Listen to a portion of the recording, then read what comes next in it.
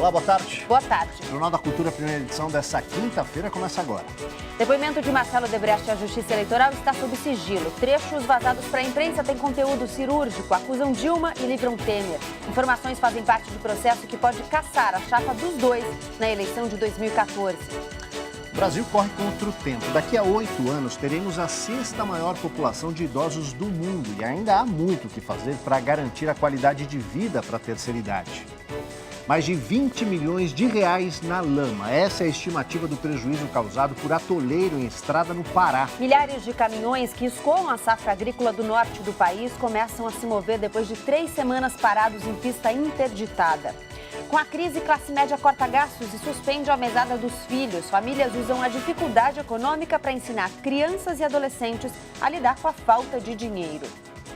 Na entrevista da semana, como fica o emprego num mercado de trabalho cada vez mais automatizado? O impacto da tecnologia e da robótica já tira vagas e aumenta a exigência de especialização. O cenário é um desafio para trabalhadores e para as políticas públicas de educação.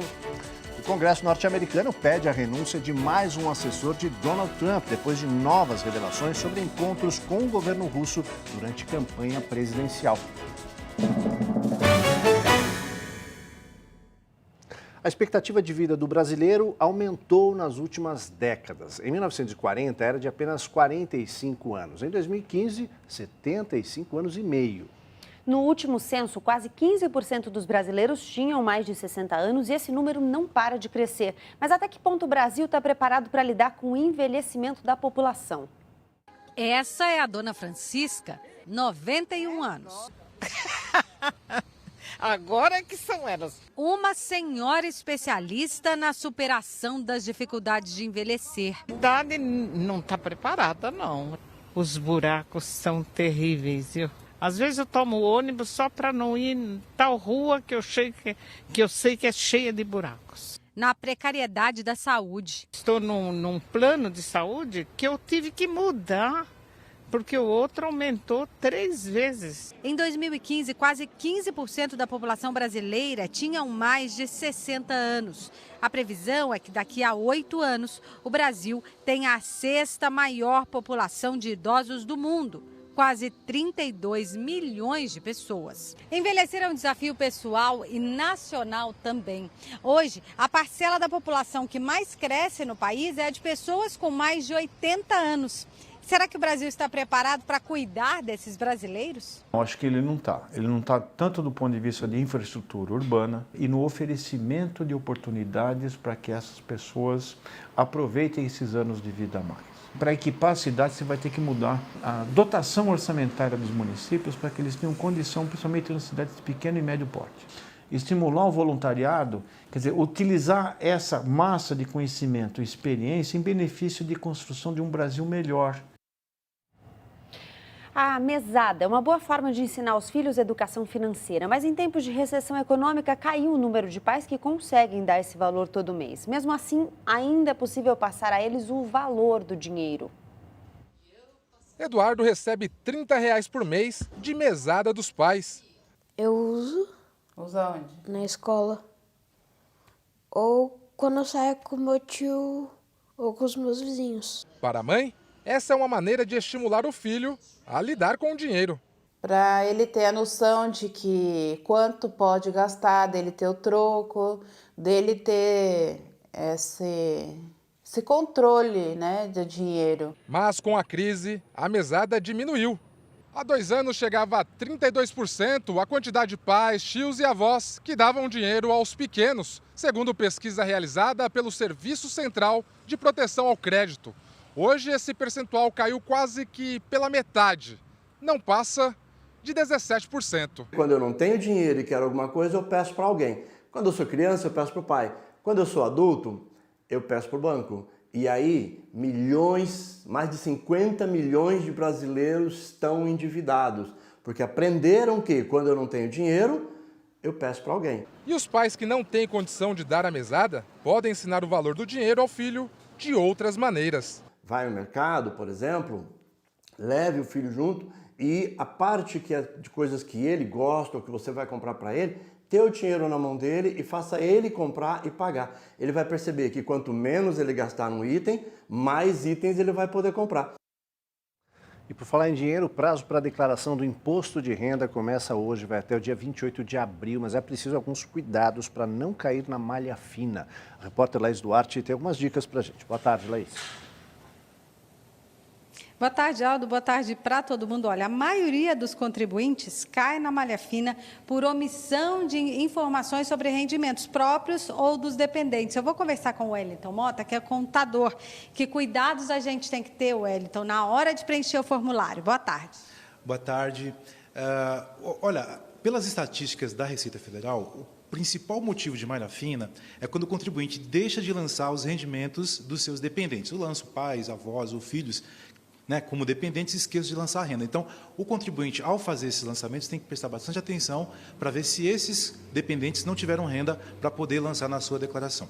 O segundo principal motivo é lançamento de previdência privada de valores superiores ao correto, ou seja, eu lanço previdência privada ou INSS em valores maiores para aumentar a dedução, que também gera malha fina.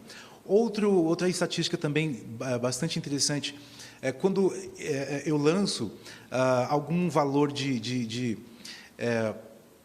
despesas, de despesas médicas, em valores incompatíveis, superiores aos devidos, superiores para aumentar os lançamentos. E, por último, o 20% é erro de preenchimento. Então, o contribuinte tem que ficar bastante atento na hora de preencher, para não errar. A gente recomenda conferir mais de uma vez, para não cometer erros na hora de preencher os dados. Quem declara primeiro recebe a restituição primeiro?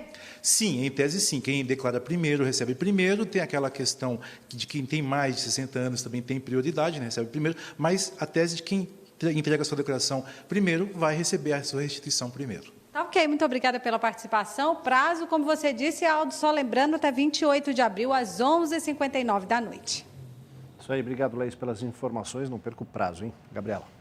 Um bloco de carnaval que leva à festa as crianças, pacientes em hospitais que não puderam sair nas ruas por conta do tratamento médico.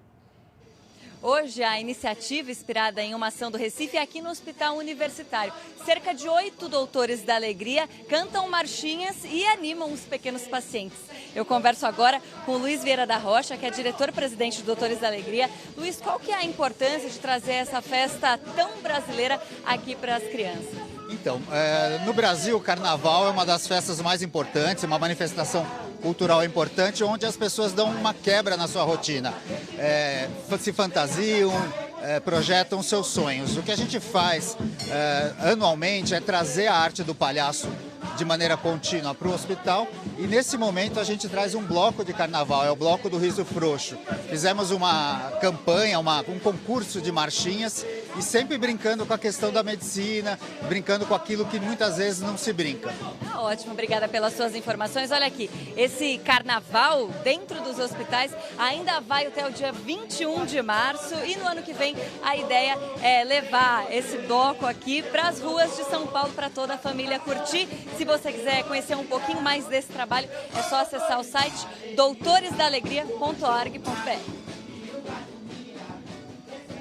Agora a gente vai para outras notícias nacionais. Manifestação depois que uma menina de 6 anos foi atingida por uma bala perdida durante a operação policial na zona leste de São Paulo.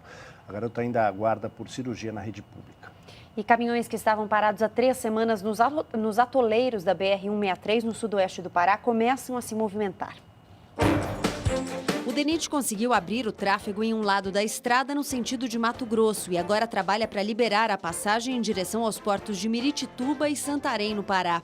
A rodovia faz a ligação entre os dois estados e é fundamental para o escoamento da safra agrícola pelos portos da região norte. Os exportadores dizem que o prejuízo é de mais de R$1 milhão por dia, por não conseguirem embarcar os carregamentos de soja e milho nos terminais. Menina de 6 anos é atingida por um tiro durante uma operação policial em favela da Vila Prudente, na zona leste de São Paulo. Moradores atearam fogo em barricadas, depredaram ônibus e enfrentaram a polícia durante a noite na principal avenida da região. Ferida no ombro, a menina foi atendida por um pronto-socorro e um hospital da prefeitura, mas a bala alojada no ombro não foi retirada. A família reclama do atendimento à garota. A polícia militar disse que uma patrulha foi recebida a tiros na região e que os PMs alegam não ter revidado. Um inquérito foi aberto para investigar o caso. Protesto do MTST para pedir melhorias na habitação interditou hoje de manhã a Avenida do Estado, na região central de São Paulo. Manifestantes atearam fogo em pneus e bloquearam os 2 sentidos da via na altura da Feirinha da Madrugada. A manifestação durou pouco mais de meia hora. A avenida foi liberada pelo Corpo de Bombeiros e pela tropa de choque da PM. O governo de São Paulo entrega mais uma faixa de rodagem da rodovia dos Bandeirantes em Campinas e anuncia obras em outras estradas do estado. Um estudo técnico feito pelo governo do estado identificou que essa pequena subida na rodovia dos Bandeirantes provocava um gargalo e grandes congestionamentos na estrada. Os 2 quilômetros de faixa adicional implementados hoje prometem resolver esse problema e beneficiar pelo menos 130 mil motoristas que usam a estrada em direção à capital e ao aeroporto de Viracopos. A obra é considerada pelo governo como estratégica, assim como outras, anunciadas hoje aqui na cidade. Já fizemos a 4ª e a 5ª faixa até Jundiaí e vamos entregar ainda este ano e até março do ano que vem mais importantes trechos de 4ª faixa entre Campinas e Jundiaí. Adão Pedro, vamos entregar também as obras das marginais da Adão Pedro, a Santos Dumont, as marginais da Santos Dumont, 14 quilômetros de marginais da Santos Dumont, e agora deveremos iniciar em agosto, a margem de segurança, setembro, as obras do anel viário entre a Bandeirantes até a SP 75, até a Santos Dumont, ao lado do aeroporto de Viracopos, também é uma obra estratégica. O depoimento do homem forte do Odebrecht à Justiça Eleitoral foi cirúrgico. Marcelo Odebrecht acusou Dilma e poupou Temer. As informações serão usadas no julgamento de ação que pede a cassação da chapa Dilma-Temer.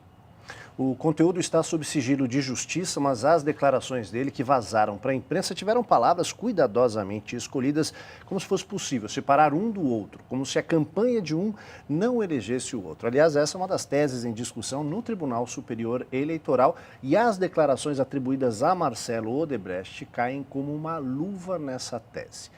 Hoje, mais 2 executivos da empreiteira serão ouvidos. Marcelo Odebrecht admitiu o repasse de 150 milhões de reais em Caixa 2 à campanha que elegeu a ex-presidente Dilma Rousseff e seu vice Michel Temer em 2014. 50 milhões que teriam sido negociados com o ex-ministro da Fazenda Guido Mantega foram dados como propina em troca da aprovação de medida provisória de 2009 que beneficiaria empresas do grupo. Pelo depoimento, parte do dinheiro foi pago ao marqueteiro João Santana fora do Brasil com conhecimento de Dilma. O herdeiro da Odebrecht também admitiu ter se encontrado com o então vice-presidente Michel Temer no Palácio do Jaburu para tratar de doações ao PMDB, mas disse não ter falado em valores que teriam sido definidos pelo executivo da empresa Cláudio Melo e o atual ministro da Casa Civil Eliseu Padilha. Cláudio Melo já declarou à Lava Jato ter acertado o repasse de 10 milhões de reais ao PMDB. A defesa de Dilma Rousseff e o advogado de Michel Temer não comentaram sobre o depoimento de Marcelo Odebrecht por estar sob segredo de justiça. A ex-presidente Dilma Rousseff divulgou uma nota agora pela manhã, na qual diz que as declarações reveladas são mentirosas e que o vazamento foi seletivo. Máquinas e robôs ocupando postos de trabalho. Um processo que vem sendo chamado de 4ª Revolução Industrial. A gente está nela, né? Pois é, na entrevista da semana a gente foi falar sobre isso, foi entender como a automação deve afetar as nossas vidas e de que forma, nesse cenário, as políticas públicas se tornam ainda mais essenciais para garantir o emprego. A gente conversa hoje com o economista Wilson Amorim, professor da Faculdade de Economia e Administração da USP, especialista em relações do trabalho. Professor, que cenário a gente pode esperar com essa automação e robotização do trabalho? Ainda não é possível fazer uma conta de que, olha, não vai ter emprego para todo mundo, porque só sobrarão os empregos de alta tecnologia. O que a gente sabe é que as estruturas do mercado de trabalho hoje em dia, elas estão em transformação, por um lado, pedindo mais formação, pedindo mais qualificação para que as pessoas possam se inserir nesses segmentos de conteúdo tecnológico mais elevado, mas ao mesmo tempo em que isso acontece, você também tem criação de postos de trabalho com menor conteúdo tecnológico. Esses postos de trabalho de menor conteúdo tecnológico, eles tendem a ser incorporados pela robotização, pela automação. Então, esse polo de trabalho aqui ocupa muita gente, ainda vai ocupar muita gente, mas todo mundo, seja nesse polo ou seja nesse outro polo mais qualificado, vai precisar se preparar, vai precisar buscar formação de maneira contínua ao longo do tempo para poder escapar dessa mobilidade, deixar de ser vítima, digamos assim, desse processo e poder se inserir de maneira mais tranquila no mercado de trabalho. O desafio está para os três lados, assim, né? Para os três segmentos, quem está entrando, quem já está e quem vai continuar quando pensou que ia aposentar. Que desafio se impõe, então, para o Brasil, já que a gente ainda tem muitas falhas a oferecer educação de qualidade, formação, qualificação para as pessoas? Eu vejo a coisa em dois níveis, né? Em primeiro lugar, no nível do setor público e depois no nível individual. Do ponto de vista do setor público, os três níveis de governo deveriam se articular visando políticas educacionais que garantissem a inclusão das pessoas, por um lado, no mercado, como consumidores, para poder entender o que está acontecendo nesse mundo da informática, da computação, o acesso aos bancos, ao comércio, enfim, essa vida informatizada, ela deveria ser acessível a todos e a educação deveria nos preparar para isso.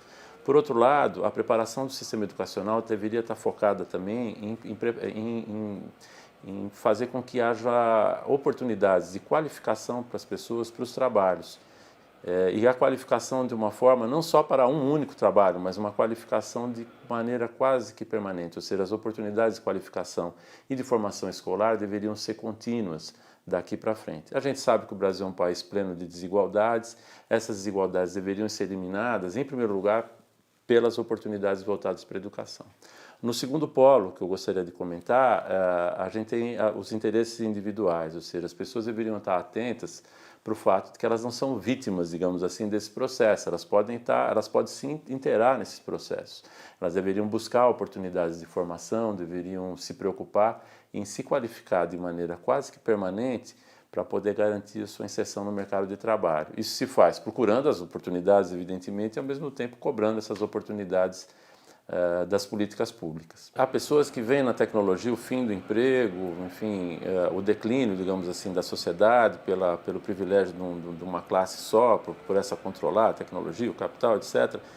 Isso é uma possibilidade, mas como a sociedade ela funciona de maneira dinâmica e a gente está num registro de democracia, isso está em pleno debate o tempo todo, né? A legislação trabalhista está em debate no Congresso, ela procura contemplar algumas dessas mudanças que estão em andamento.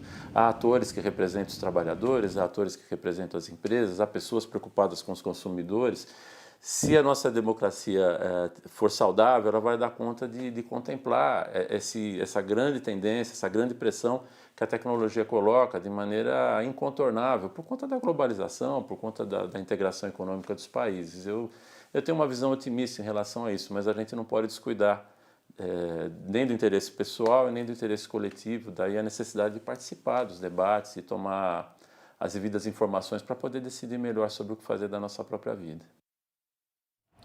A seguir, Justiça manda soltar goleiro Edinho, preso acusado de associação ao tráfico de drogas. Filho de Pelé responderá ao processo em liberdade. Mais um assessor de Donald Trump pode perder o cargo por manter encontros com o governo russo durante a campanha presidencial. A gente volta já.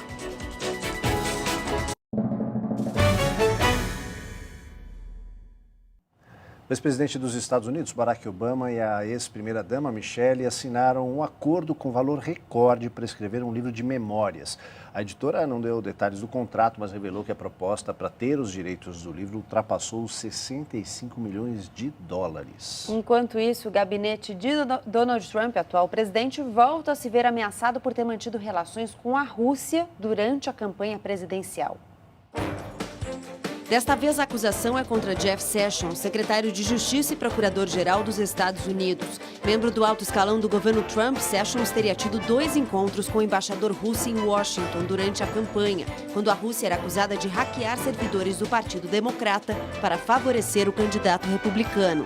Os encontros foram omitidos pelo secretário quando ele foi sabatinado pelo Senado. O Congresso abriu investigação e o Partido Democrata pede a renúncia de Sessions. A Câmara dos Lordes do Reino Unido aprova a emenda que atrasa o início do Brexit, a saída oficial britânica da União Europeia. A medida prevê um período de transição no qual cidadãos de outros países do bloco que vivem no Reino Unido vão continuar com os mesmos benefícios que têm hoje. A emenda obriga que o projeto volte à Câmara Baixa do Parlamento para ser votado, o que deve atrasar o início das negociações de saída, que a primeira-ministra Theresa May previa para o mês de abril. O candidato independente Emmanuel Macron ganha força na disputa presidencial da França. Considerado um centrista e sem um plano de governo detalhado, Macron se destacou em meio a acusações que atingem o conservador François Fillon, antes tido como favorito, e a líder da Frente Nacional Marine Le Pen, da extrema-direita. Nas pesquisas de intenção de voto, Macron encostou em Le Pen, que lidera as sondagens.